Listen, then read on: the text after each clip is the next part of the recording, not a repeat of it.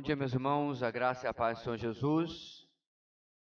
Vamos dar continuidade ao nosso estudo na matéria O Plano de Evangelismo do Mestre, hoje 4 de setembro. Agosto foi um mês que voou, né? E para esse setembro está fazendo 2 dias na promoção por 1, então está indo bem rápido. Logo, logo a gente vai estar comendo rabanada, né? Vai ser rápido esse ano, o que parece.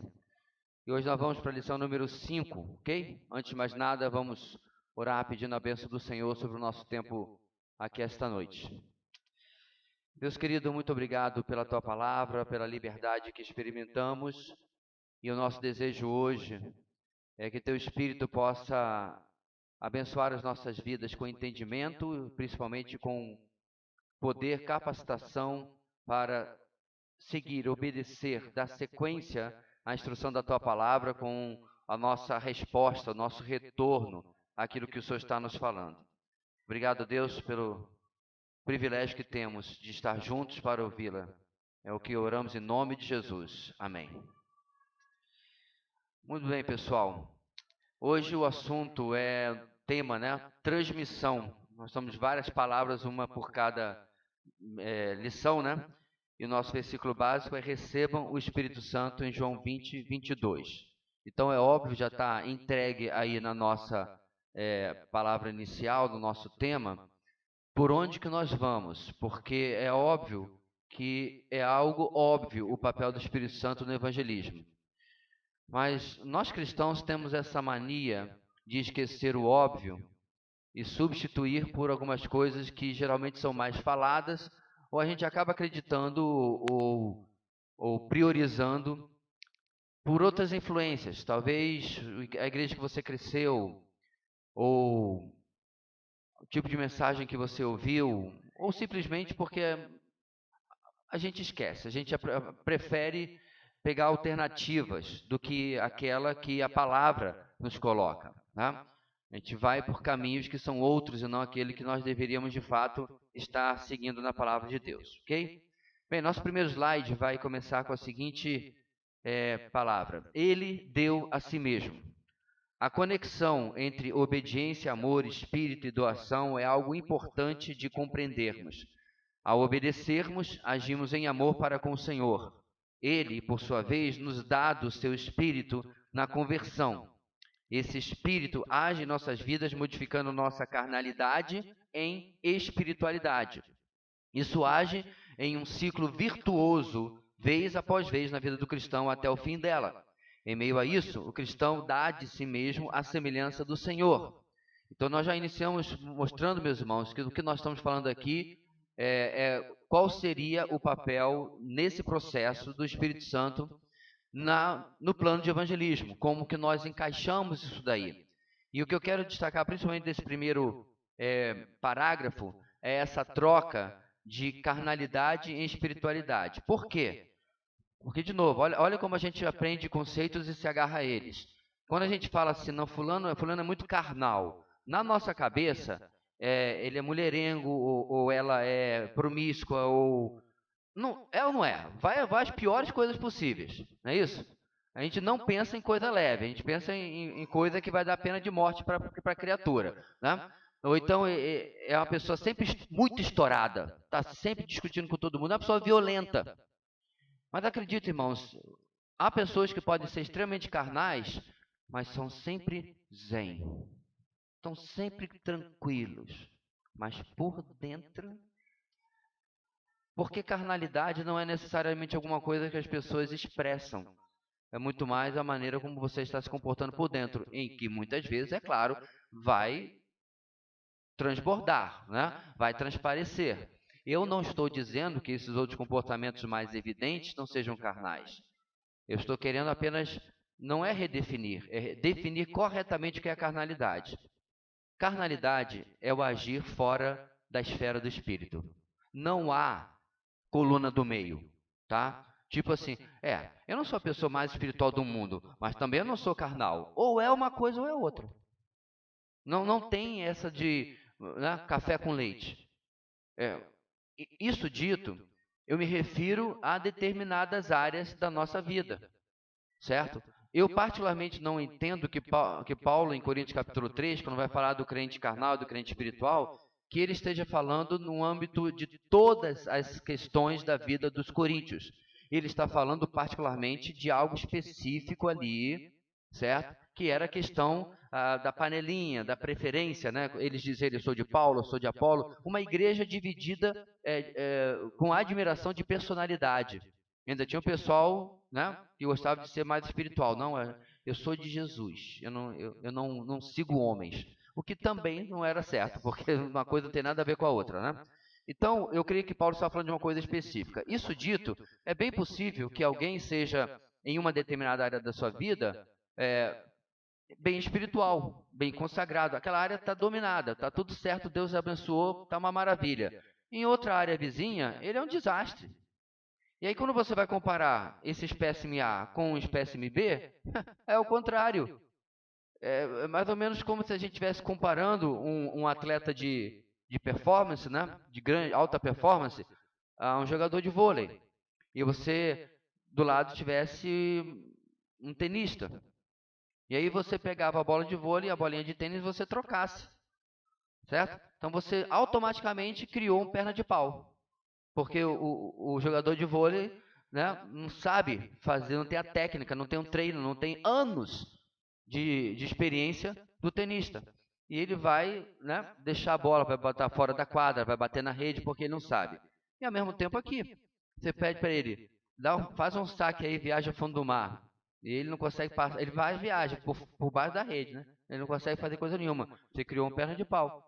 Então, usando os termos que a gente está falando aqui, nós temos um cara espiritual no vôlei e um cara espiritual no tênis, mas carnal este aqui no tênis e carnal no vôlei. Deu para entender, irmãos, o que eu quero dizer? Então, carnalidade é isso, é quando eu estou vivendo uma área da minha vida fora da esfera, da dependência, da ação, da capacitação do Espírito Santo. E este é um risco que todos nós corremos em diversas áreas ou até momentos, etapas da nossa vida, ok? A vida de Jesus foi uma constante manifestação de generosidade, de dar a si mesmo. Tudo o que recebera do Pai, ele não retinha, mas dava aos outros. Ele nos deu coisas abstratas, claro, porém poderosas, como a sua paz. Aí estão as referências, João 14, 27, João 16, 33. Sua paz para que enfrentemos as tribulações como ele enfrentou. E também como a sua alegria, João 15, 11, 17, 13, para não sucumbirmos às tristezas nessas lutas. Ele nos deu algo sublime e concreto também, a sua própria vida. Quer fosse a vivência dela, né? A vida dele foi dada por nossa causa, para ser nosso exemplo, como também dando a sua vida, se oferecendo na cruz. Assim é o amor, ele se dá, se oferece. E como sempre, o nosso Deus é o maior exemplo, irmãos, o exemplo final disso. Porque Deus tanto amou o mundo que deu o seu Filho unigênito, texto tão conhecido como João 3,16. Seu amor é infinito, então. Sua doação também foi. Nesse sentido, a cruz... Eu gostei muito dessa frase aqui, irmãos, que eu sintetizei do material que estou estudando. Nesse sentido, irmãos, a cruz é inevitável, pois o amor infinito de Deus só pode ser expresso de maneira infinita. Infinito é definitivamente o valor do que aconteceu na cruz. Então, neste primeiro ponto, irmãos, nós estamos vendo como que a manifestação de amor, de obediência, de submissão, de uma vida cheia do Espírito Santo no Senhor Jesus foi traduzido em doação.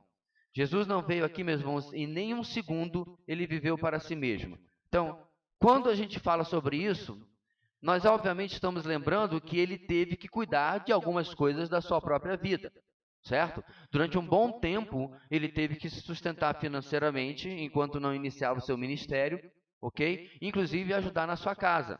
Então, Jesus foi o perfeito equilíbrio entre as demandas da vida e o foco na missão que Deus lhe deu. Há muitos anos atrás, irmãos, a gente estava lá na Villeroy, no nosso segundo endereço ainda, e um irmão veio com uma daquelas sacadas, tipo, não foi carne e sangue que lhe revelou, né?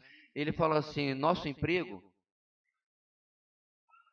nosso trabalho, ele não é o centro da nossa vida, ele não é um fim em si mesmo. Ele é um meio para que nós possamos viver, cumprir aquilo que Deus deseja da nossa vida. Eu achei muito bom, porque todos nós temos que trabalhar, né? A não ser que você nasceu em berço de ouro, ou um tio-avô seu morreu e deixou uma herança, né? Lembra-te de mim.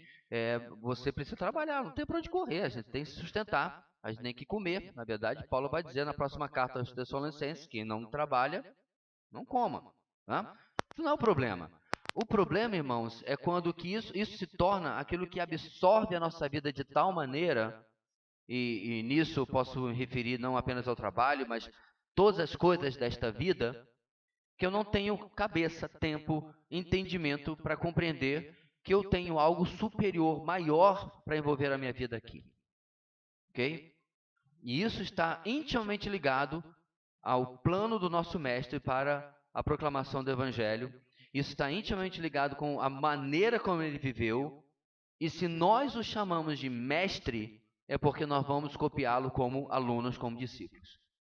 Então, a gente está entrando aqui no território, meus irmãos, de todos nós, de autoquestionamento sobre nossas prioridades, uso do nosso tempo, uso dos nossos dons e talentos, uso dos nossos bens, aonde eu tenho colocado o concentrado a minha vida.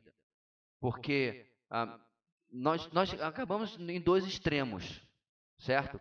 E é muito interessante, irmãos, como que o cristianismo, que com o perdão da má palavra eu vou usar religião, deveria ser a única religião diferente, e a gente acaba copiando o que as outras fazem. Eu vou explicar o que eu quero dizer. Praticamente toda religião que eu conheço cria a casta entre clero e povo. Eu posso estar enganado, mas até na macumba tem um babalorixá e tem um povão que vai lá receber paz, certo?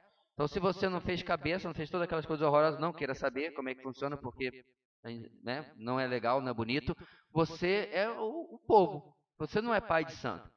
É o que significa na língua, inclusive, da Nigéria, babalorixá, pai de santo. Certo? Se você vai no budismo, você não é um monge que foi, né, vestir laranja e ficar lá no tempo em meditação, cortou o cabelo, raspou o cabelo e tal. Você é o povão. Você é budista, mas você não é. Já reparou onde eu quero chegar? Nós estamos fazendo a mesma coisa. Nós continuamente voltamos a esse padrão religioso que não deveria existir no cristianismo, dessa diferença entre clero e povo. Então, né, quando a gente fala de missionário, imediatamente a gente pensa no André e na Juliana. Imediatamente a gente pensa no camarada que está lá no Sri Lanka. Literalmente, se você perguntar assim, me diga algum missionário que lhe inspirou. Eu entendo que a pergunta é capciosa, mas alguém vai dizer, Hudson Taylor. Ninguém vai lembrar de José o Pedreiro. E se alguém lembrar de José o Pedreiro, você vai perguntar, mas ele foi missionário aonde? Na vida dele toda. Ele virava massa durante o dia e evangelizando os colegas de trabalho. Só numa igreja ele era responsável por uns 10% dos irmãos se converteram lá. Não, você não entendeu a minha pergunta. Eu estou me referindo a alguém que oficialmente era missionário. Todos nós, oficialmente, somos missionários. A gente tem que abandonar, irmãos, definitivamente esse sistema de castas que não pertence ao cristianismo.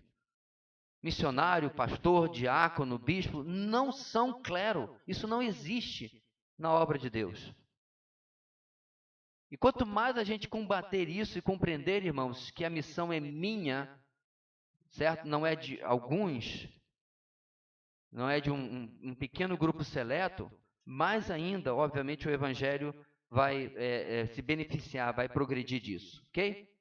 Seguindo, o evangelismo como compulsão. Eu achei interessante isso aí, porque sabe o que é compulsão? É uma coisa que você não consegue não fazer, certo? É como o tique. Não sei se você tem um tique, né? Mas não tem o pessoal. Geralmente quem tem óculos pega um tique, né? O tempo todo, tal. Ele lá, não sabe para onde vai, né? Se pudesse ter mais sentido, você tem um tique nervoso, porque é uma compulsão. Compulsões são coisas difíceis de se livrar. Essa seria uma que você não precisava nem se esforçar em se livrar, porque é uma boa compulsão, certo? Bem, tudo que Jesus fez em relação aos seus discípulos teve o objetivo de infundir neles o amor de Deus pelas vidas. Ele veio em uma missão de resgate. A história da redenção estava chegando ao seu capítulo principal, ao seu ápice. E ele, Jesus, precisava que os que o seguem, hoje também, entendessem isso em seus dias e até o dia de hoje. Sua missão estava inclusive no seu próprio nome. Em Mateus 1:21, o anjo anuncia a Maria: ela dará à luz um filho. Desculpe, está contando a José sobre Maria. Ela dará à luz um filho e você deverá dar-lhe o nome de Jesus, porque ele salvará o seu povo dos seus pecados. Jesus, grego Jesus, Yeshua no hebraico, Josué, que você conhece tanto, o mesmo nome, um só significado. Jeová é salvação. Seguindo a boa tradição, irmãos, dos judeus, onde o nome da pessoa, o significado era extremamente importante, Deus não sai da tradição, não sai da cultura. Quando ele tem que escolher o nome do seu filho, ele dá o nome que os seus contemporâneos, né, contemporâneos de Jesus, entenderiam perfeitamente, certo? Eu me lembro mais ou menos a época que eu descobri que o nome de Jesus, número 1, não era inédito. Tinha um monte de Jesus na época dele, porque simplesmente era o mesmo nome, né, do grande general do Antigo Testamento, Josué, e que significa Jeová é salvação. Sua missão estava em sua vida, tanto na atenção que dava às pessoas, quanto como buscava situações para alcançá-las. No lavar dos pés dos discípulos, Jesus apontou como não estava preocupado com convenções sociais ou em conforto para si e prazeres do mundo. Ele vivia para servir e este servir objetivava o Evangelho. Então aqui, meus irmãos, nós estamos vendo na vida do Senhor Jesus como que tudo que ele fazia tinha um centro. Esse centro era o Evangelho. Esse centro era a proclamação de vidas. A vidas, certo? Salvar pessoas, alcançar pessoas. É importante salientar, é importante botar em negrito isso daqui, porque um dos objetivos que nós colocamos nessa matéria, meus irmãos, é visitar um tema, que, de novo, apesar de óbvio, infelizmente escapa por dentro dos nossos dedos constantemente. Eu tenho 40 anos de vida cristã. Eu confesso que em 40 anos eu conheci poucas pessoas que você poderia colocar ao seu lado um vocativo, o evangelista ou a evangelista. Eu até conheci mais gente que alguém falaria: fulano é um homem de oração ou uma mulher de oração. Eu conheci muita gente que era identificado como o cara do louvor. Até mesmo conheci bastante gente que as pessoas dissessem: não, fulano é o mestre da palavra. Mas um número infinitamente menor, eu conheci pessoas que eu colocaria do lado: fulano é um evangelista nato. Isso aí está no centro das paixões, das preocupações dele ou dela. Eu lembro da irmã Ana, da igreja que cresci, desse tamanhinho, uma pessoa admirável. Era interessante que você nunca via a Ana mal. Você sabia que coisas ruins aconteciam na vida dela, mas o sorriso dela, inclusive, ela tinha a pele, né, ela ainda é viva, ela tem a pele, era muito, muito negra e tinha os dentes branquíssimos, então quando ela sorria, ela tinha um destaque, né? E ela só vivia sorrindo. Mas a outra característica que ela me chamava a atenção desde que eu era pequeno é que domingo sim, domingo não, para não dizer que ela também não tinha insucessos, a Ana aparecia na igreja com visitante. Qual é a mágica dessas pessoas? Será que Deus tem filhos preferidos, irmãos? Será que Deus beneficia alguns com essa catividade e resolve não fazer isso com os outros? Ou nós estamos falando de algo que tem muito mais a ver com o evangelismo, o evangelho está no centro da vida dessas pessoas. Elas pensam o tempo todo: o que eu posso fazer para alcançar fulano ou beltrano? Outro irmão da nossa igreja, o Viana, certa feita ele mudou-se para uma comunidade. É favela mesmo, tá? Mas agora tem que chamar de comunidade. E era muito comunicativo. Logo já era amigo de todo mundo, de bons e de ruins. E eu não lembro exatamente como ele fez isso, mas ele lotou um ônibus para uma conferência da nossa igreja. Hoje a esposa do meu primo é uma das pessoas que se converteu nessa data, nesse feito aí. De um ônibus inteiro se converteram 4, que eu me lembro. Na verdade, inclusive, era um irmão e suas 2 irmãs. E mais uma jovem que eu depois não lembro se ela continuou, mas acho que não. Logo depois ela abandonou. Esse rapaz se converteu, é um pastor até hoje. Tem algumas discordâncias de algumas teologias dele, mas é um cara muito legal, com pessoa. Como falei, a esposa do meu primo e a esposa depois de um outro grande amigo da igreja. Porque alguém tinha o evangelho no centro das suas ações. Em lugar de ficar preocupado com onde estava morando, ou qualquer outra coisa da sua própria vida, ele pensou em algo que deveria ocupar muito do nosso tempo, das nossas ações, das nossas iniciativas. Continuando ali, nenhum serviço era pequeno demais, nenhum sacrifício era grande demais, desde que a glória de Deus fosse alcançada para Jesus. Os discípulos testemunharam como as coisas que as pessoas buscam para desfrutar, conforto pessoal, fama, aceitação pública, prestígio, eram rejeitadas pelo Senhor, enquanto as coisas das quais as pessoas buscam escapar, pobreza, humilhação, tristeza e até a morte, foram recebidas de forma espontânea, por amor aos homens. Então, quando a gente pensa ou até canta para ser igual a Jesus, talvez a gente não está calculando direitinho o que a gente está pedindo ou cantando. Porque quando alguém quis ficar bonito na fita, né, e dizer que ia seguir a Jesus, a resposta dele foi um choque de realidade. O Filho do Homem não tem onde repousar a cabeça. As raposas têm covis, eu não tenho. Os bichos têm onde ficar, e eu não tenho. Jesus usava, irmãos, de muitas hipérboles, figura de linguagem de exagero. Todo mundo sabe que é óbvio que ele, se pedisse a um dos seus discípulos ou até a sua mãe, ele tinha literalmente onde repousar a cabeça. O que ele quis dizer com isso, e o que ele sempre quis dizer é: pense muito bem o que você está pedindo, porque eu não tenho nada para lhe oferecer. Eu não tenho nada a mais.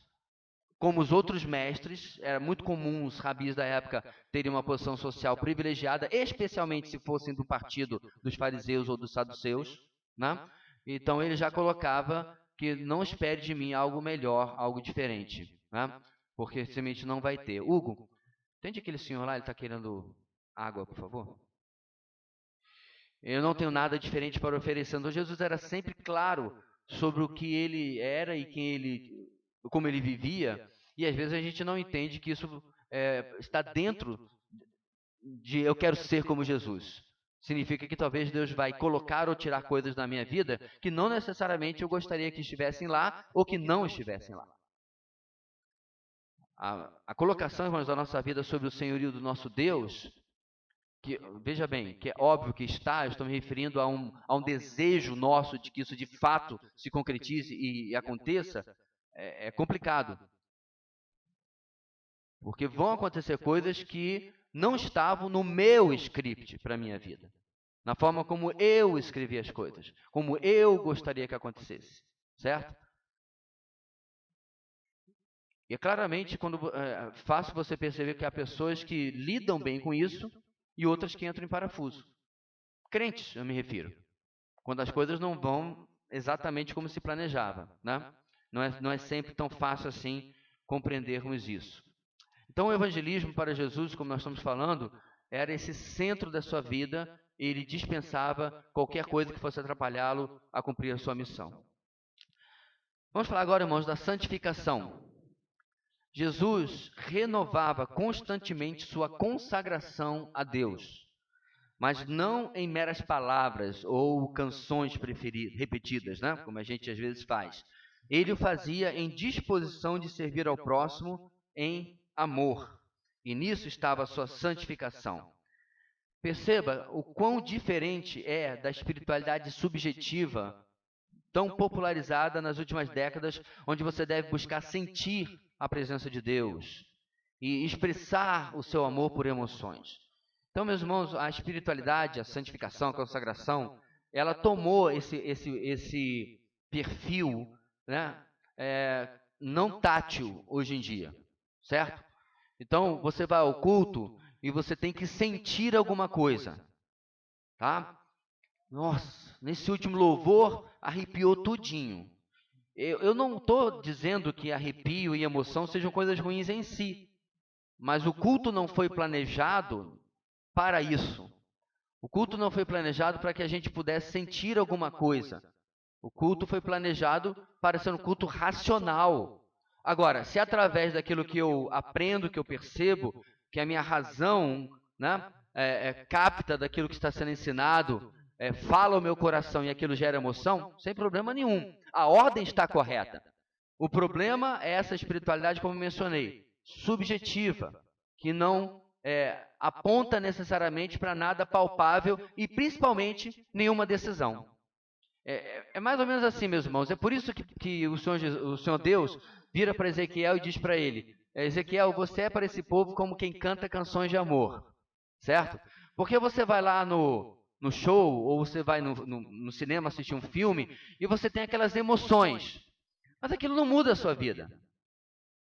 Você não sai dali com um novo propósito de vida, só porque o Roupa Nova disse isso ou aquilo, ou Roberto, se você é de uma outra geração. O ponto aqui é que essas emoções, meus irmãos, elas não têm uma ligação prática na nossa vida. Elas não vão gerar uma decisão, uma reação de nós, certo? E essa não é a espiritualidade que nós estamos falando aqui, ok? Vamos lá. Isso fica claro quando Jesus diz: assim como me enviaste ao mundo, eu os enviei ao mundo. Em favor deles eu me santifico, para que também eles sejam santificados pela verdade. João 17, 18, 19. O que nós vamos ver agora na sequência, irmãos, eu confesso a vocês, eu nunca parei para pensar.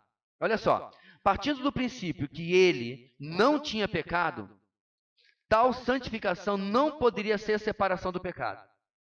Óbvio, né? Confesso a vocês, irmãos, 40 anos de vida cristã, eu nunca pensei, nunca somei um com dois. Porque a gente liga a santificação eu quero ter menos pecado na minha vida. É ou não é? Eu quero me separar para Deus do pecado. Inclusive essa explicação que eu dei N vezes sobre o que é ser santo. Agora, como que o único ser, que não tinha pecado podia se santificar? Significa que santificação é mais do que apenas me afastar do pecado. É mais do que apenas essa ação negativa, né? Bem, continuando, se bem que poderia se referir a ele se manter sem pecado, né? Poderia ser isso que ele estava falando. Mas, como o contexto aponta, a sua santificação aqui tinha a ver com seu compromisso de cumprir o que havia sido ordenado pelo Pai. Ou seja, a santificação é muito mais vista como afastar-se do mal, do pecado. Mas ela possui um aspecto positivo, que anda para frente. E é isso que Jesus está tratando aqui. Ou seja, irmãos, o que Jesus está falando sobre por eles eu me santifico por eles eu vou fazer aquilo que o Pai disse que eu tenho que fazer. Eu não estou fazendo nada errado. Inclusive a oração de Jesus é literalmente: afasta de mim esse cálice. Então nós entendemos que estava dentro do escopo das opções que o Messias tinha. A oferta dele, irmãos, era voluntária, não era obrigatória. O plano havia sido feito, plano de redenção. E a santificação dele é cair ainda mais de cabeça, se comprometer ainda mais com aquilo que havia sido planejado, em lugar da opção, da alternativa, certo? Ou seja, a santificação é, nesse contexto, o maior compromisso, o maior engajamento com o propósito de Deus para a nossa vida. Certo? Para aquilo que Ele tem planejado para nós. Seu plano evangelístico incluía esta santificação, obediência em amor. Essa santificação a um plano de outro. E nisso, ou seja, em dar a si mesmo, Jesus se deu ao Pai, mas também se deu a cada um de nós. Ele, Jesus, é o Evangelho. E sua missão segue adiante através da consagração, ou seja, da santificação de cada um dos seus discípulos. Afinal, se Ele é Senhor e Mestre, o que nos resta a não ser imitá-lo. Se ele se deu, se doou, temos realmente alguma alternativa a não ser viver o mesmo tipo de santificação? Aí que eu comecei a compreender, meus irmãos, o que Paulo está falando quando ele trata nas cartas sobre se para ele vivemos, ou seja, ele não está se referindo a essa consagração abstrata do louvorzão, do encontro com Deus, em que você vai e você sente alguma coisa, depois sua vida volta para a mesma coisa, mesmo lugar. O que está se referindo aqui é uma mudança de mentalidade, de mindset, como fala hoje, né? Você rever a sua vida. Há muito mais do que perseguir a próxima conquista, a próxima prova, o próximo concurso, o próximo bem material, ou o que quer que seja. Que não se preocupe, já estive nessa ciranda também, junto com vocês. A gente começa a colocar alvos e objetivos para a nossa vida e tudo gira em torno disso daí, inclusive ministeriais. Ah, pastor, mas se é ministerial, está dentro do que a gente está falando. Não, não está. Porque nós já tratamos, irmãos, em outra aula, que muitas vezes a gente envolve o nosso ministério, quer seja pastor ou não, com um monte de coisas que não é a coisa principal. Você é o dirigente do louvor, ou você é dirigente de um grupo de vida, ou participa do ministério infantil, ou o que quer que seja. E aquilo se transforma em um próximo objetivo da sua vida. Aquilo que você vai fazer e deve fazer bem, com excelência, sem dúvida nenhuma. Mas, irmãos, de novo, o óbvio, nada que eu faça na minha vida, ministerial ou secularmente, pode substituir isto aqui. Eu não vou chegar na glória. Senhor, olha o trabalhinho que as crianças do meu departamento infantil fizeram. Ou eu não vou chegar na glória e dizer, Senhor, olha a minha mensagem expositiva. Eu já estava usando fonte 20, mas o contexto, olha, contexto, grego, fiz tudinho. Deus não vai ficar impressionado. Eu estou falando tudo, irmãos, de coisas que são importantes. Mas o que eu percebo é como aquela criança que o pai dá a tarefa X para ele fazer, certo? Ele faz a Y.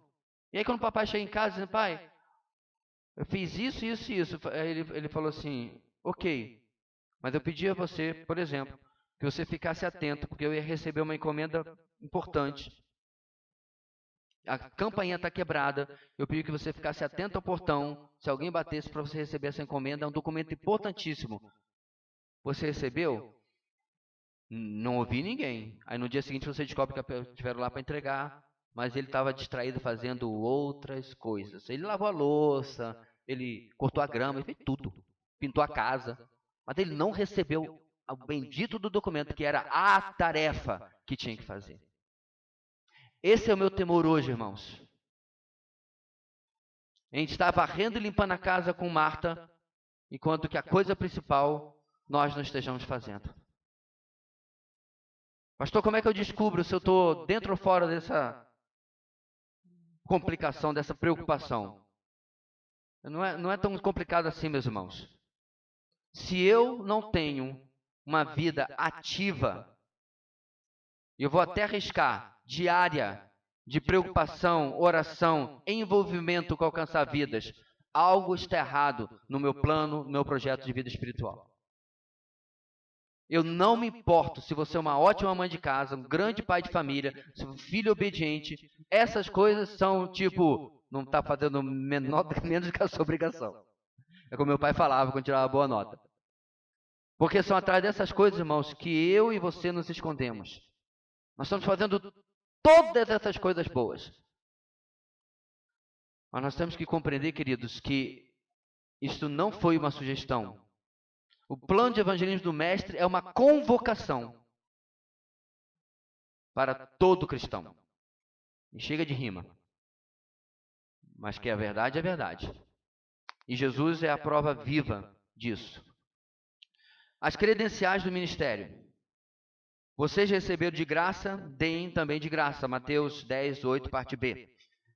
Essa deveria ser a medida e o padrão pelo qual um discípulo avalia a sua vida e suas realizações. Ou seja, estamos dando de forma liberal, tal como temos recebido. Eu não sei se você percebeu, esse versículo que está ali, ele geralmente é lembrado como dê de graça. O de graça é que chama atenção. A nossa lição está chamando a atenção para o de. Porque não dá nem para implementar o de graça se não está sendo dado. Ok? Mas pastor, se é de graça é porque é dado. Eu sei. Mas o nosso foco aqui, meus irmãos, é no ato da doação. Laís, tá dando para me ouvir bem? Tá, né? Não precisa aumentar então não. A chuva, um dia a gente se livra desse barulho de telhado aí, em nome de Jesus. Ou seja, estamos dando de forma liberal, tal como temos recebido. O amar como o Senhor tem nos amado é exatamente isso.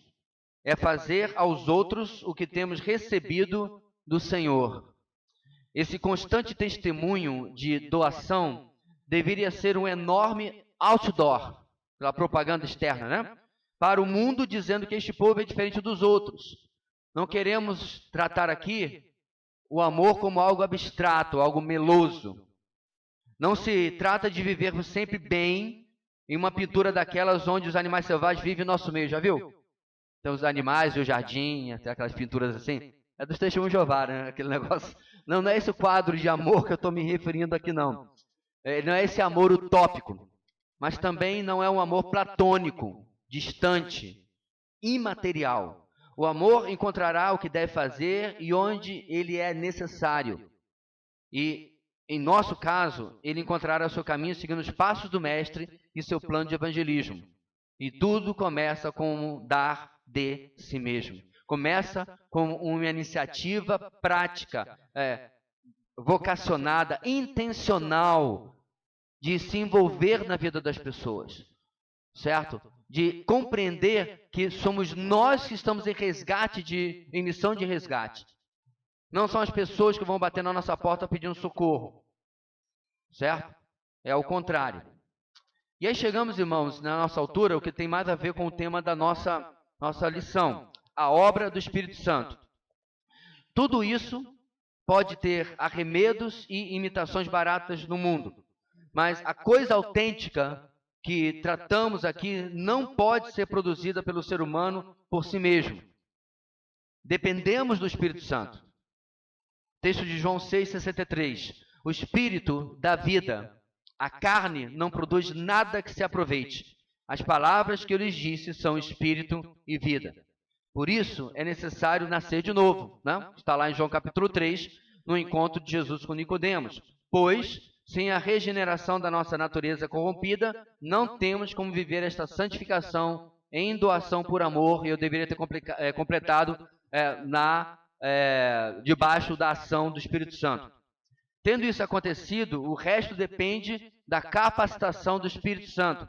Por isso que Jesus, entre aspas, gasta 40 dias depois da ressurreição, mas só 10 dias depois da ascensão, com a descida do Espírito Santo, é que as coisas começam realmente a acontecer. O que eu quero dizer com isso aqui, irmãos? Você já parou para pensar que depois da ressurreição, os discípulos provavelmente já estavam muito motivados, porque eles sabiam que era a crucificação. Pedro, por exemplo, tinha visto parte da tortura que Jesus tinha sofrido, certo? Eles sabiam que era impossível que aquele homem inteiro ali, apenas com as marcas, né, dos cravos e da lança, aquele homem pleno ali, inteiro, era impossível de ter sido crucificado, a não ser por uma obra sobrenatural. Então acredito que nesses 40 dias eles estavam para lá de motivados. Por que Jesus não começou a obra? Por que ele não foi ao templo pregar de novo? Você já pensou na revolução? Já pensou no impacto? O Sinédrio em pânico. Os romanos, talvez consultando as suas crendices greco-romanas, né? Sem saber o que acreditar. E ele não faz nada disso. Nos 40 dias após a sua ressurreição, ele fica exclusivamente com os discípulos. A profecia tinha que se cumprir, meus irmãos, no Pentecostes, da descida do Espírito Santo, certo?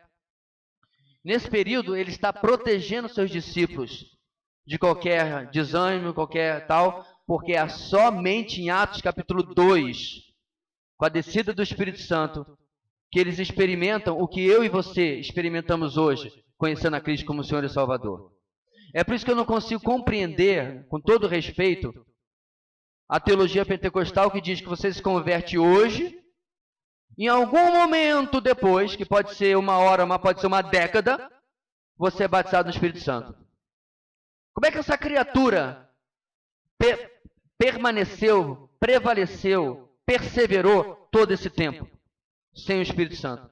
Se o Senhor Jesus não confiou os seus discípulos nem 40 dias e ficou revelando-se a eles, reunindo-se com eles, guardando-os e instruindo-os, é claro. Ou seja, meus irmãos, o Espírito Santo que habita em cada cristão, que infelizmente é talvez a pessoa mais desprezada da Trindade ou esquecida da Trindade, ele é um tesouro. E se está ruim para você se manter fiel, se manter focado, se manter bem na vida cristã, você não sabe o quão impossível seria sem a habitação do Espírito Santo. Você não tinha durado uma semana, prometo a você. A semente já tinha se perdido há muito tempo. E aí, obviamente, vem o questionamento. Se tudo isso que eu estou falando aqui é verdade, e eu creio que é, como que nós não compreendemos que a oração por dependência e ação do Espírito Santo na nossa vida devia ser a nossa oração diária? Deveria ser como pedir o pão de cada dia. Pastor, mas isso não é coisa de pentecostal, não.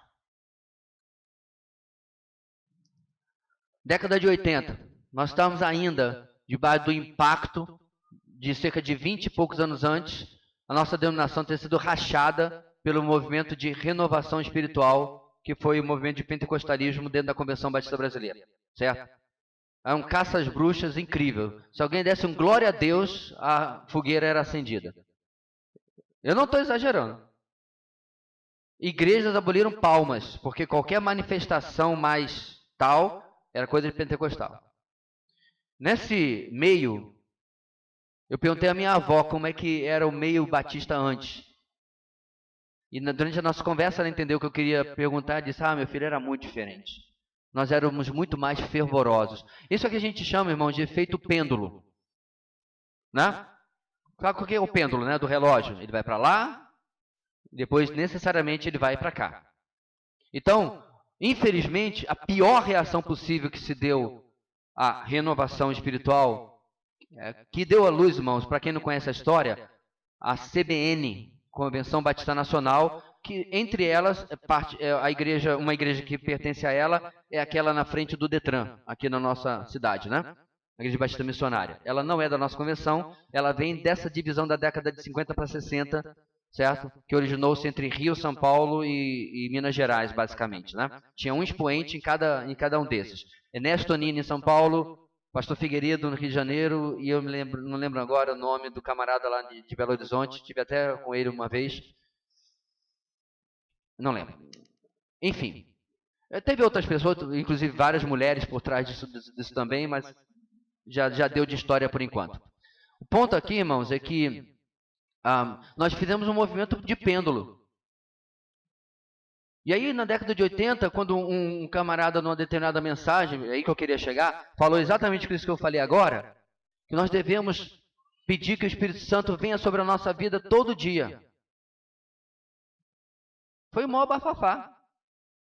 Foi a maior confusão. Porque ele estava instruindo a igreja a práticas pentecostais. Desde quando o Espírito Santo se transformou propriedade de algum grupo específico? Quando isso? Ele não propriedade, mas de um grupo específico, que é de todo cristão, de todo ser humano nascido de novo. E daí, meus irmãos, está o que eu acabei de mencionar. Deveria constar das minhas orações diárias o pedido que o Espírito Santo enchesse a minha vida. Pastor, mas o senhor acabou de dizer que o batismo é uma vez só e acontece na conversão. Pois é, pastor da Escola Bíblica do Ar, Davi Gomes. Pastor Davi Gomes tem um livro muito bom sobre o Espírito Santo. Eu tenho esse livro. Se alguém não emprestou e ele criou perna. Ele fala uma coisa perfeita. Um batismo, inúmeros enchimentos. Veja a diferença. A igreja, em Atos, experimenta momentos onde veio o Espírito Santo sobre eles. Existe, meus irmãos, o expediente no agir de Deus, aonde Ele enche o seu povo ou determinados servos com seu Espírito para uma determinada missão. Eu raramente entro para uma coisa que seja, e detalhe, né, não deveria ser assim, que eu encaro como desafiadora sem orar por enchimento do Espírito Santo. Quando o correto deveria ser eu orar até para aquilo que eu acho que eu dou conta. Interessante como a nossa cabeça funciona, né? Então, em algumas vezes que eu estive diante de endemoniados, meu amigo, enchimento, transbordamento, joga mais, salpica, faz o que você puder. Porque eu não tinha absolutamente nenhum controle do que estava acontecendo ali. E eu tinha bastante convicção de que eu não tenho como lidar com o endemoniado. Eu queria pregar expositivamente para você hoje, para você sair desse corpo. Não, não vai rolar. Nenhuma das minhas habilidades, não adianta tocar, não adianta cantar, não adianta dar aula de EBD. Eu precisava da ajuda urgente do Espírito Santo de Deus. Em algumas visitações, particularmente com pessoas em crises emocionais, você tem que reconhecer, meus irmãos, tem um limite do que a gente pode fazer. Pastor, isso é óbvio, mas não é. Não é. Se eu prego 52 vezes por ano, né?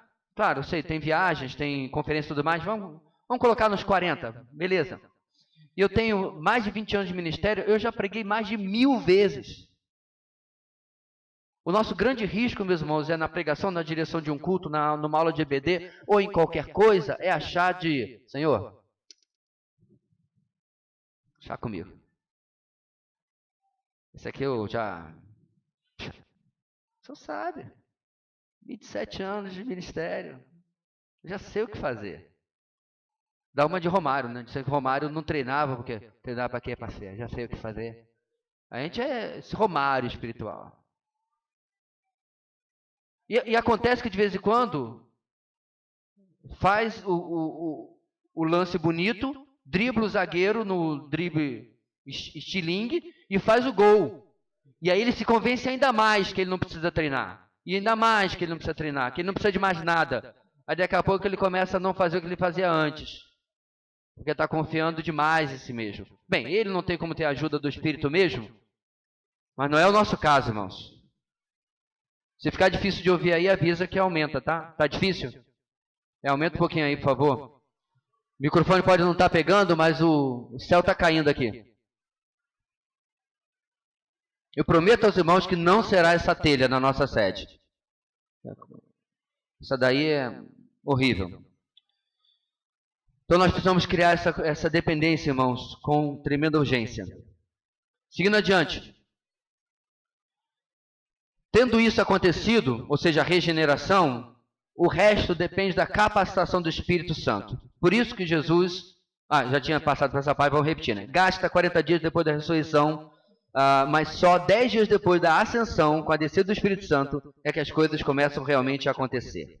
Como cristãos, precisamos nos convencer definitivamente em nossas mentes e em nossos planos de quanto dependemos do Espírito. Isso precisa estar em nossos pedidos de oração. A primeira obra do Messias, do Filho de Deus, foi feita sob o poder do Espírito. O Espírito do Senhor está sobre mim, porque Ele me ungiu para pregar boas novas aos pobres. Ele me enviou para proclamar liberdade aos presos e recuperação da vista aos cegos, para libertar os oprimidos e proclamar o ano da graça do Senhor. Lucas capítulo 4, mas Jesus está em Nazaré, citando o texto de Isaías, certo? De 750 anos antes que se cumpre na vida dele. Só 750 anos depois a profecia se cumpre. Só isso, tá? Para os céticos. E isso era conhecido pelos discípulos, né? Ou seja, isso que eu acabei de ler. Lucas registra, no mesmo contexto, essa realidade da obra do Espírito na vida de Jesus. Jesus voltou para a Galileia no poder do Espírito, e por toda aquela região se espalhou a sua fama. Lucas 4,14. Mesmo sendo Deus, o Messias, executou seu ministério sob o poder do Espírito, nos deixando mais o exemplo de como seus discípulos deveriam agir depois. É por essa razão, meus irmãos, que nós mudamos a letra do Cântico Amigo Verdadeiro. Né? O Asaf Borba, que é um servo de Deus que eu admiro muito, que tem abençoado a igreja há 3, 4 décadas com as suas músicas, com certeza ele não pensou nisso, eu acredito que foi ele não percebeu o que escreveu. Ele escreveu o que na música? Tu és o Espírito que habita em mim. É isso? Oi? Tu és a plenitude do Espírito que habita em mim. Então, o problema sutil aí, meus irmãos, é que a frase diz que Jesus é o Espírito. Isso não é verdade. Pastor, mas você está dando nó na minha cabeça. O dia que você pensar sobre a Trindade e não der nó na sua cabeça, você não está pensando direito. Porque você não tem 3 deuses, mas você tem um Deus que coexiste em 3 pessoas. E o Espírito não é o Pai, e o Pai não é o Espírito. Isso é uma heresia do primeiro e outra do segundo século, certo? Que diz que o Pai do Antigo Testamento se transformou no Filho e o Filho se transformou no Pai. É uma heresia tão simples de ser rebatida, meus irmãos. Batismo de Jesus. Ele está na água. Sobre ele vem o Espírito Santo em forma de pomba. E a voz do Pai diz: Eis o meu Filho amado, em quem me comprazo. Então, além, segundo essa heresia, de um ter se transformado em outro, momentaneamente, eles mudaram de posição rapidamente. É ridículo. É tão fácil, irmãos, às vezes, para mim, ver como uma heresia precisa de tamanho pulo para você acreditar nela. Por quê? Porque resistem ao ensino bíblico. Aquilo que realmente a Bíblia ensina. Ok? Então, nós mudamos a letra da música. Mudamos para tu tens a plenitude. Aí sim, é isso que a gente está lendo aqui em Lucas capítulo 4. Jesus era habitado pela plenitude do Espírito. Por quê, meus irmãos? Porque se não fosse esse fato, eu e você podia se esconder debaixo da desculpa de que ele é Deus para tudo aquilo que ele serviu de exemplo para nós. Então, quando você olha para Jesus como exemplo, você olha para Jesus como exemplo do homem cheio do Espírito. Ele continuava Deus, continua Deus, mas segundo Filipenses capítulo 2, ele abre mão dos seus privilégios, dos seus direitos, dos seus atributos, e vive uma vida perfeita, mostrando que eu e você também poderíamos viver se vivêssemos debaixo da plenitude do Espírito Santo.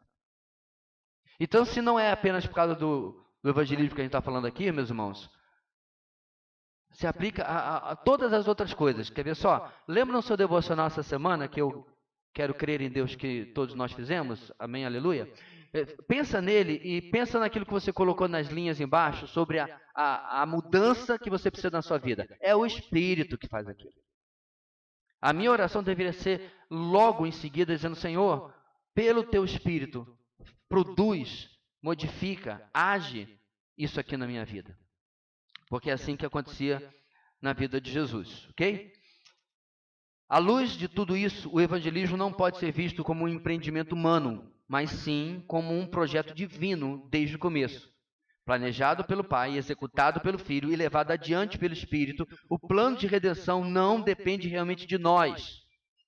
Nós que, na dependência do Espírito, precisamos depender do Espírito para usufruirmos do privilégio de participar desse plano. Como já expliquei várias vezes, meus irmãos, eu não acredito, tá, na palavra que geralmente quer infundir culpa, que atribui a condenação das pessoas à minha e à sua omissão. Você já deve ter ouvido isso. Você não prega e os perdidos vão para o inferno. Não é isso que a minha teologia me ensina, não é isso que a Bíblia me ensina. Porque se Deus tem determinado no seu propósito eterno salvar o Sinfrônio, certo? Aqui viver na sua vida e tudo mais, e eu trabalho com o Sinfrônio na repartição pública por 30 anos. até aposentado, mas estou lá, 30 anos. Desses 30 anos, eu sou crente. O máximo que Sinfrônio teve foi eu convidei para ir numa conferência. Nunca ouvi o evangelho. Aí o Sinfrônio decide entrar para academia. Certo? Lá na academia, entre uma série e outra, entre um exercício e outro, um bate-papo e tal, o Reginaldo começa a conversar com ele e tudo mais. Fala de como o Senhor tem modificado a vida dele, como ele era ex-traficante de armas e ele era... que mais quer fazer coisa ruim? Né? Ele era vascaíno, ele mudou de vida. Tem santificação, que ainda não aconteceu, tá vendo? Ou ele fala o que ele tem que falar mesmo, né? Sobre Jesus e tudo mais, e o Sinfrônio começa a ficar interessado. Aí ele convida para tomar um suco da Caé, né? Lá na minha terra, o suco da Sedai, para sentar e conversar um pouco. Convida para o grupo de vida. Um mês depois, o Sinfrônio está se convertendo. Na semana seguinte, ele me conta que ele se converteu. O mais engraçado, irmãos, é que eu vou ficar alegre, com certeza absoluta. Mas a gente fica alegre, a gente não percebe a contradição das coisas. Porque se eu perguntar a ele, conta como é que aconteceu. Eu conheci um camarada mês passado na academia, gostei dele e tal, ele começou a contar por que a vida dele era assim, que é por causa de Jesus, eu quero isso na minha vida também. Eu tinha que cavar um buraco para me enterrar. Eu não estou me referindo, meus irmãos, se durante esses 30 anos, porque o que deveria acontecer, se ele não se converteu através da minha vida, o que deveria acontecer é, mas eu venho ele falando isso há 30 anos, porque acontece. Acontece situações onde você vai investir na vida de uma determinada pessoa anos a fio. E aí, eu me lembro de um irmão da minha igreja que tinha uma pessoa do trabalho dele que pregava para ele, que convidava, ele visitou a igreja, nada.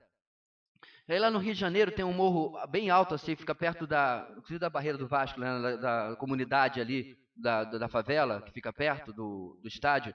E aí eles pintaram enorme na pedra, que era uma pedra quase horizontal assim, só Jesus Cristo salva, que foi a campanha da Convenção Batista Brasileira de uma década, sei lá nem quando foi, né? Só Jesus Cristo salva. Uma frase, 4 palavras, e ele se converte.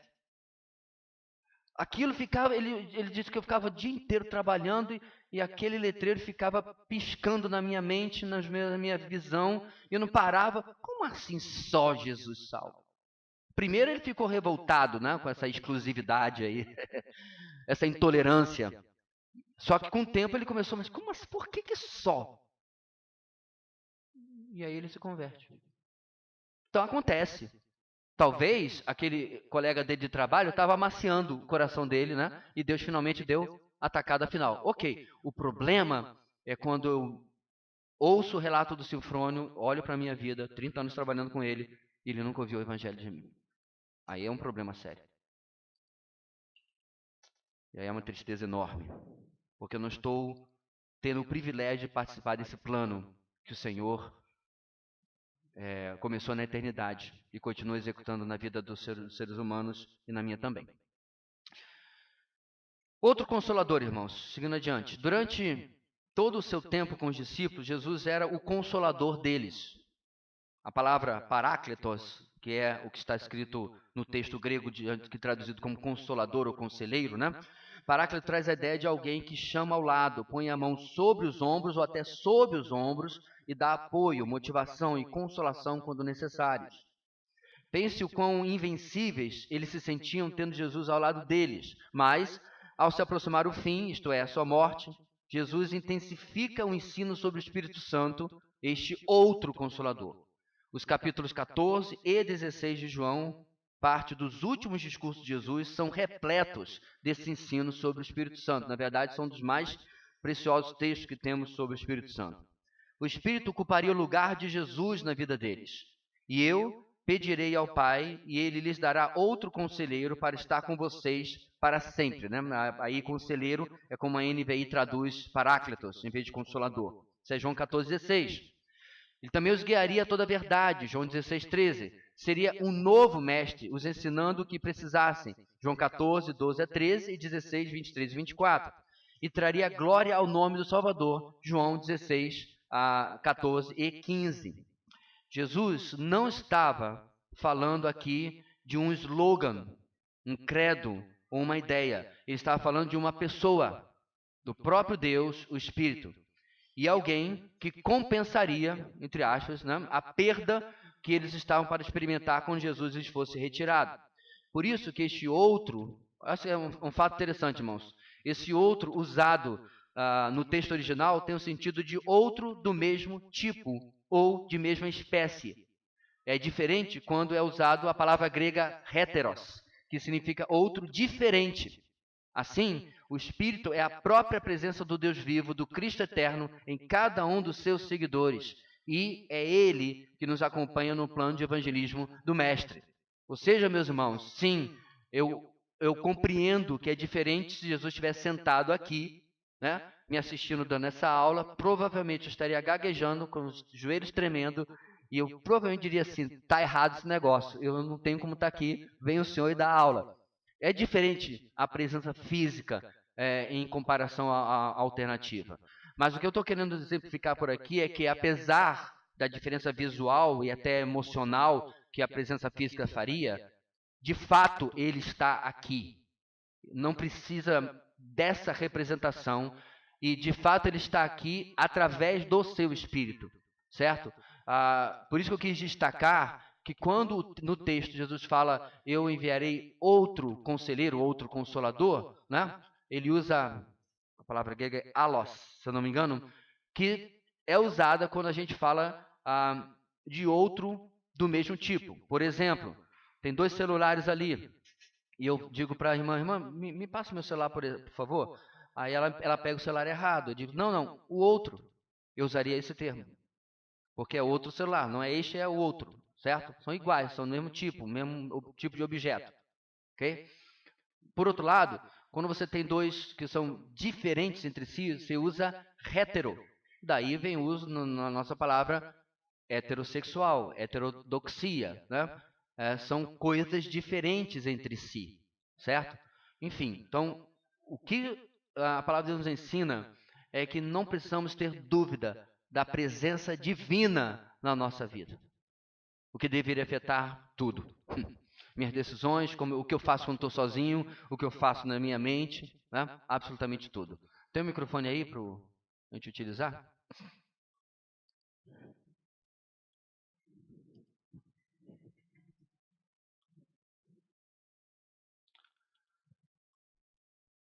Pastor, Diga, Thiago. eu tenho uma pergunta em relação à questão do Espírito Santo, Uhum. na pregação do Evangelho para outras pessoas e no ensino.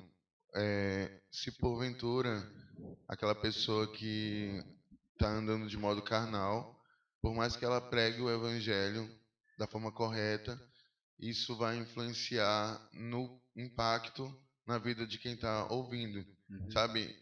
Parece não fazer sentido para mim você ter uma vida devassa, falar o correto, né, pregar o certo, mas ter uma vida diferente. Eu sei que, não sei se isso tem base bíblica para dizer que isso impactaria de alguma forma. Eu sei que a palavra de Deus tem um poder nela mesmo, né? Mas se isso teria influência em relação ao evangelismo e ao ensino também, de forma geral. Boa pergunta. Se você lembra bem, Jesus envia 70 ou 72 testemunhas, né, para pregar, ou seja, 35 ou 36 duplas, para pregar sobre o reino de Deus e dar a eles autoridade, etc. Entre esses, eu não sei a identidade de nenhum deles, a não ser os discípulos, os apóstolos, né? Entre eles estava Judas. E eu não acho que Judas era apenas alguém que se desviou.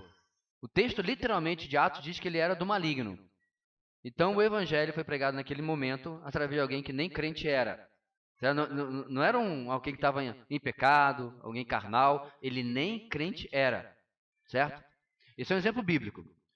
Outro exemplo é o que acontece no século XVII, se eu não me engano, que alguém que fazia paródia, imitação de George Whitefield, certo? George Whitefield era, pelo menos nas ilustrações a gente vê que ele era um cara de sobrepeso, né? E vesgo, que acho que em qualquer tempo, qualquer cultura é foco de graça, de piada, né? De gozação. E esse camarada imitava a impostação de voz, usava as mesmas roupas, o mesmo traquejo e tudo mais, e a posição dos olhos, George Whitefield fazendo piada, repetindo os sermões de George Whitefield. E as pessoas se convertiam. Isso dito, isso não é argumento para dizer que viva de qualquer maneira, porque no fundo Deus vai abençoar. Não, não é isso que eu estou dizendo. Eu acredito que essas sejam as exceções onde, em determinado contexto, Deus decidiu soberanamente usar a mensagem, apesar do meio, apesar do veículo, apesar do mensageiro. Ok? Porque na minha compreensão, meus irmãos, também não faz sentido Deus endossar vez após vez um comportamento pecaminoso, qualquer que seja, né? Em lugar de não recompensar aquele que se consagra, aquele que ora, aquele que busca. Na economia, na forma de a gente compreender como Deus age na palavra dele, a lógica é que ele vai honrar aquele que se consagra. O problema é que ele vai fazer segundo o seu propósito, não o meu, tá? Eu não posso dizer assim, tipo, Senhor, eu oro 3 horas a mais do que o fulano, e a igreja dele tem 400 pessoas, a minha só tem 200. Isso não é uma matemática que funcione assim. Deus não está impressionado com os meus feitos espirituais, certo? Não é isso que eu estou dizendo, estou me referindo que Deus vai trazer os propósitos segundo o seu objetivo, dentro de um contexto. E é aí que eu tenho falado, meus irmãos, da importância do nosso culto de oração. Porque até hoje, jamais alguém conseguiu decifrar o mistério que é a relação entre a responsabilidade humana da oração e as respostas e ações e propósitos eternos soberanos de Deus.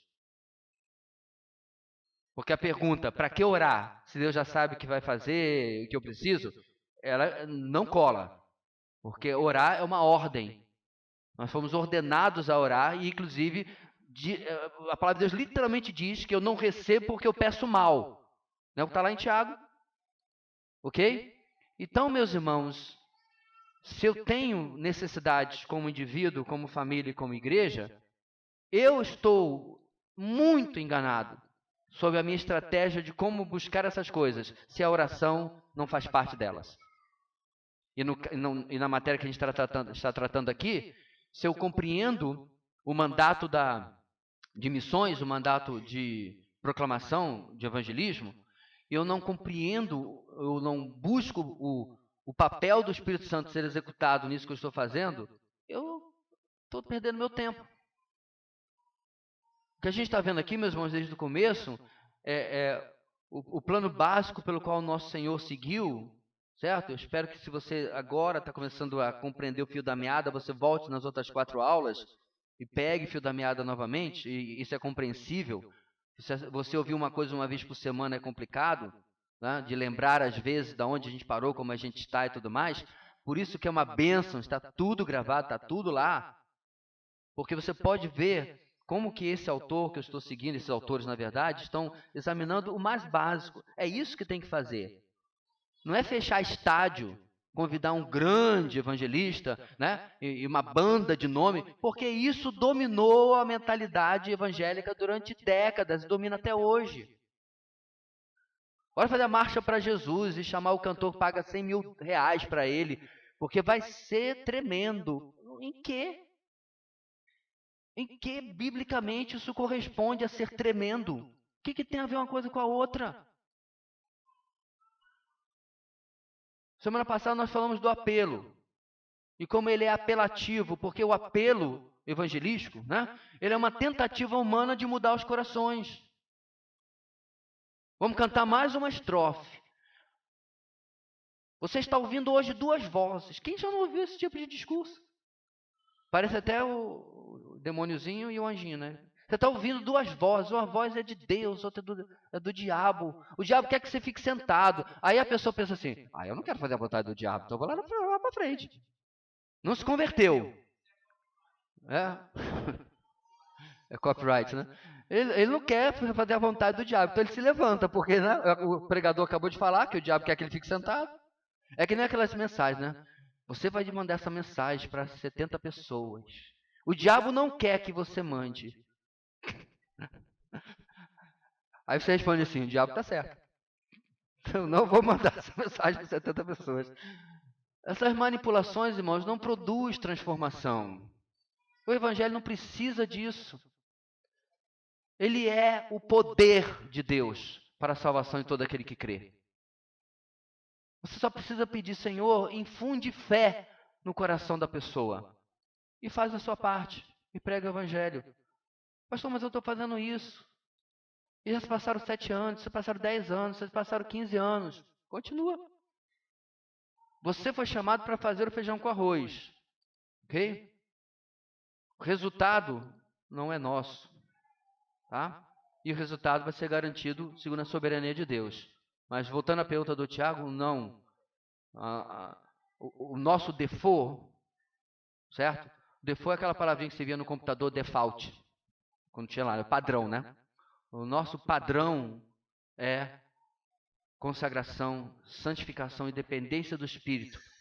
Confissão de pecados. Meu amado, lhe chamaram para fazer uma visitação lá na Monte Sião. Examine a sua vida. Examine a sua vida. Eu me lembro de um irmão contou essa história, né? Que ele não estava bem espiritualmente, não especificou o que era. Ele estava lutando com problemas, com pecado e tudo mais.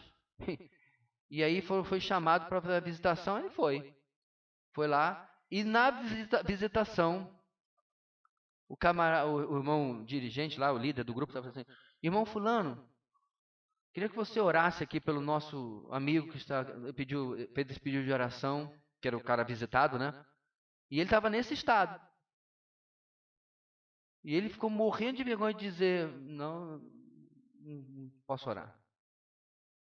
Eu não me sinto bem para orar. Mas sabe o que ele fez? Eu acho admirável. Ele primeiro na sua oração falou de si e pediu perdão ao Senhor. Por quê, meus irmãos? Porque 1 João 1,9 não foi apagado das nossas Bíblias e continua sendo verdade. Se confessarmos os nossos pecados, Ele é fiel e justo para nos perdoar os pecados e nos purificar de toda justiça.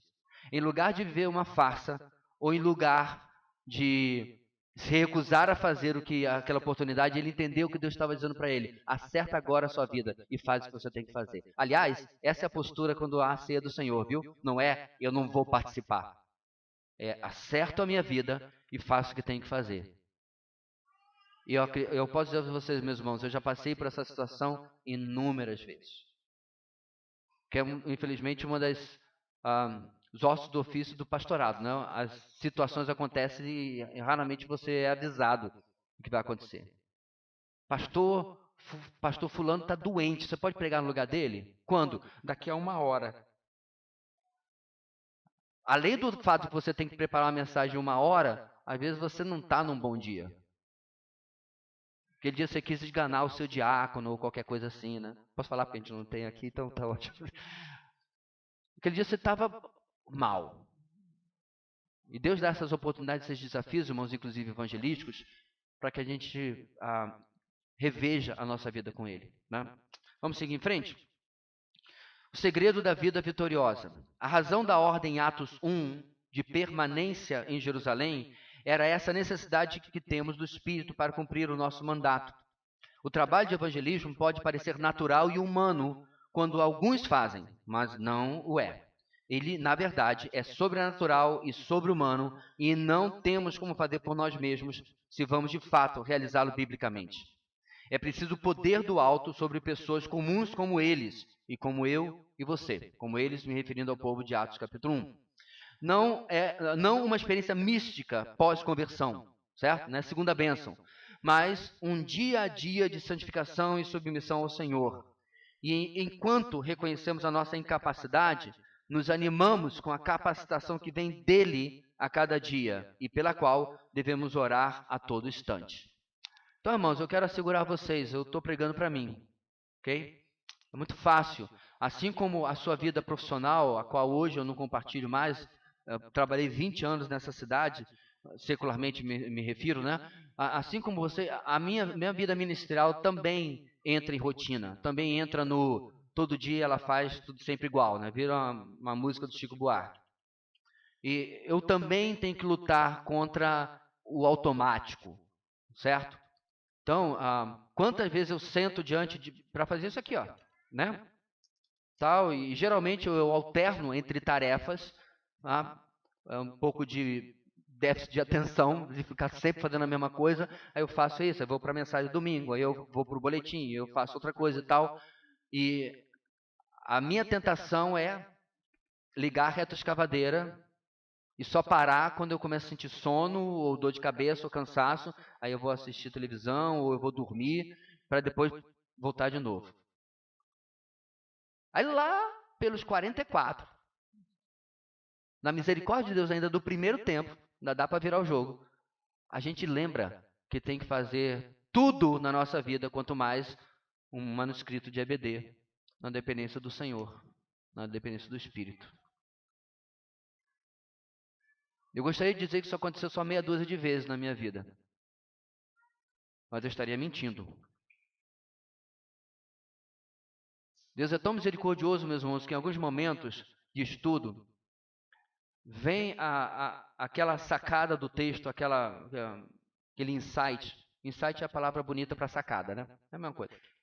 Aquela percepção do texto em que você sabe claramente que Deus está derramando a sua misericórdia, porque você não merecia. É como se Deus levantasse a cortina e mostrasse atrás, e é aquele momento que você sabe que o texto vai conectar com quem estiver ouvindo.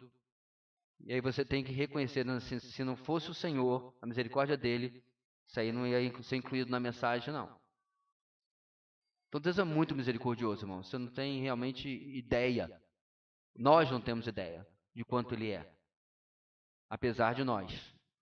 Apesar do nosso imerecimento. Uma verdade oculta. Estamos chegando já ao final, irmãos. Só uns 2 ou 3 slides aí. Diferente da ação hoje do Espírito Santo, a ação de Jesus como Consolador dependia das pessoas conviverem fisicamente com Ele. Certo? Já falamos sobre isso um pouco. Aqueles que o admiravam à distância e evitavam uma maior proximidade com Ele, perdiam a oportunidade de usufruir disso em suas vidas. Ou seja, você tinha os 12, você tinha as mulheres que andavam com Ele, e você tinha um povo que andava mais perto, com certeza, mas tinha um pessoal que o admirava à distância. Eu acho que Nicodemos, irmão, estava muito nisso daí, porque a posição social dele estava ameaçada se ele se identificasse como um seguidor de Jesus. Interessantemente, mesmo não estando mais em questão a proximidade física, não é o nosso caso, tá? Pois o espírito não tem um corpo físico, muitos cristãos conseguem se manter longe dele, do espírito, isto é, longe de sua influência e sem experimentar seu consolo em suas vidas. Para estes, a vida cristã certamente é muito mais difícil. Meu ponto aqui, meus irmãos, não sei se você entendeu suficientemente, é que da mesma maneira que pessoas andavam, né, admirando Jesus à distância, porque identificar-se com ele geograficamente, andar em sua companhia ia ser um tiro no pé socialmente, religiosamente, familiarmente e assim por diante, né? Hoje, muita gente faz a mesma coisa com o espírito, o qual não tem como ser visto em nossa companhia. Eu não tenho como alguém dizer assim, rapaz, fulano anda muito com o espírito, olha lá, colado, olha lá. Isso não vai acontecer, porque ele não tem corpo. Ainda assim, sem problema e sem risco de nenhuma retaliação social, o Espírito Santo, nas palavras de um pregador da antiguidade, é um ilustre desconhecido na vida do cristão. Entre elas, entre as razões, aquela que eu mencionei agora há pouco. Sou batista. Como assim? Você quer que literalmente eu ore pedindo o Espírito venha sobre a minha vida? Rapaz, isso não é coisa para nós tradicionais. Mayday, Mayday, Mayday. Tem a criança perto da câmera. Ai, Jesus. Tive um arrepio aqui até agora, lá no duodeno. Não é assim que deveria funcionar, né? Nossa lição hoje, meus irmãos, tem como objetivo trazer o Espírito para uma presença diária na nossa vida, a qual presença irá influenciar também o nosso evangelismo, mas não só, ok? A aplicação do princípio nos dias de hoje, estamos encerrando. Tudo está centralizado em Jesus. O plano de redenção era a sua vida. E tudo, e deve ser também a dos seus seguidores. Não há nada mais em nossas vidas que durará para a eternidade. Somente levaremos as vidas que tocarmos com o Evangelho. Mas não desejaremos nos envolver desta forma e nesta obra sem uma busca intensa pelo Espírito Santo. Ele é quem nos moverá. Não serão campanhas, nem slogans, nem estratégias que devem ser motivos, né? Mas sim Ele, o Espírito, agindo em nós. Então, o evangelismo começa, de fato, em nós, em nosso relacionamento com Deus, o Espírito Santo.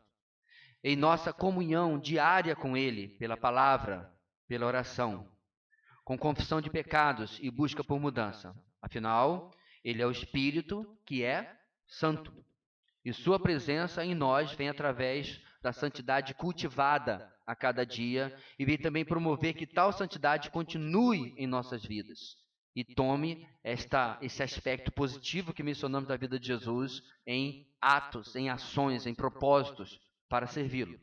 E tal obra do Espírito fica clara na doação do propósito de nossas vidas para o plano de redenção do Mestre.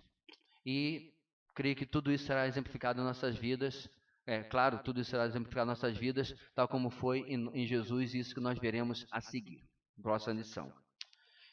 Meus amados, como eu falei, o nosso objetivo hoje foi muito claro. Motivar cada um de nós a questionarmos o que tem, ou como tem sido o nosso relacionamento com o Senhor Deus, o Espírito Santo. Se nós tivéssemos apenas que orar ao Deus Pai, em nome de Jesus, e esse fosse o final do caminho, nós não teríamos na palavra de Deus a instrução sobre o Espírito Santo. As promessas, João 14,16, né, sobre o papel e a obra dele na nossa vida, são plenas, são reais. Mas eu ainda creio, queridos, que existe o aspecto volitivo, ou seja, da nossa vontade nesse relacionamento. Não precisa ser algo, como eu falei, meloso, subjetivo, espiritualoide, né? Nós não precisamos, eu já vivenciei tudo isso, irmãos. De orações histéricas, pedindo que o Espírito venha ou qualquer coisa parecida. Não é quanto eu oro com fervor que vai produzir a obra do Espírito na minha vida. Nosso objetivo, irmãos, é esse desejo prático, ativo, que se traduz, é claro, em oração, e a compreensão da necessidade que nós temos no nosso dia a dia para vivermos qualquer papel, não é só de evangelistas, tá? Eu tinha um amigo advogado, ele foi pregar em uma das nossas vigílias lá na igreja, lá no Rio de Janeiro. Eu sempre lembro, irmãos, da mensagem dele incrível, porque essa é uma época onde você não tinha o Ctrl-C, Ctrl-V, né? Os advogados sabem do que eu estou me referindo. Você vai no computador, pega a ação que já fez para o fulano, troca as partes, muda as circunstâncias e plá plum. Você tinha aqui, uma a uma. Novo cliente, nova causa. Você podia até copiar do outro, fazer o Ctrl-C, mas tem que dar tipografar. E a maioria fazia algo novo, porque não dava nem mais, não tinha essa mentalidade na época. E ele falou o seguinte, que toda vez que ele sentava diante da máquina de datilografia, né, colocava o papel, ele se afastava do teclado com as mãos e começava a orar pedindo: Senhor, Tu sabes que eu fui treinado e preparado para isso. E é verdade. Na sua profissão, você foi treinado para isso. Você foi capacitado para isso. Como eu também. 5 anos de seminário, mestrado, curso de liderança, curso de aconselhamento, curso disso, curso daquilo. Mas não basta. Nem para o secular e nem para o ministerial. Então ele se afastava e dizia da sua capacitação, mas pedia, implorava, palavras dele, que o Senhor o capacitasse a fazer a melhor peça possível, com a maior excelência possível, para que ele pudesse fornecer um bom trabalho, uma boa defesa para o seu cliente. Ele orava para que o que faltasse aquilo não fosse por causa da sua negligência ou incapacidade. Se não desse certo a causa, que fosse decisão do juiz, mas não por incompetência dele. Eu poderia fazer a mesma oração. De que se a palavra de Deus não surtir efeito na sua vida, seja por qualquer outra coisa, menos a minha incompetência de poder explicá-la, expô-la, aplicá-la, interpretá-la, etc, etc. Você pode fazer a mesma coisa no seu evangelismo ou na sua profissão. Ponto aqui que o Espírito Santo não tem limites das áreas em que ele pode abençoar as nossas vidas. Eu estou literalmente dizendo, irmãos, à exceção do que é pecado, obviamente, não há absolutamente nada que o Espírito Santo não possa fazer. Ele é o poder que está por trás da nossa vida, que nos capacita a viver vidas acima da média, sobrenaturais, vidas que realmente glorificam a Deus, acima da nossa capacidade. Que Deus nos ajude a compreender isso e tornar, irmãos, uma prática, um hábito em nossas vidas e em nossa igreja. Amém. Deus querido, nós pedimos, ó Deus, que a obra do Teu Espírito hoje, nesse instante, seja de nos fazer gravar isso em nossas mentes. Que Tu venhas, ó Senhor, sobre nós, produzindo esta mudança específica, de que a nossa postura para com Teu Espírito mude completamente e para sempre. Que o bendito companheiro do nosso caminho seja de fato bem-vindo, desejado no nosso meio. Que nós possamos buscá-lo a cada dia e depender dele em todas as áreas das nossas vidas. Dá-nos uma tarde em segurança, em descanso, que à noite possamos voltar para cultuar o Teu nome e ouvir a Tua palavra. É a nossa oração, em nome de Jesus. Amém e amém.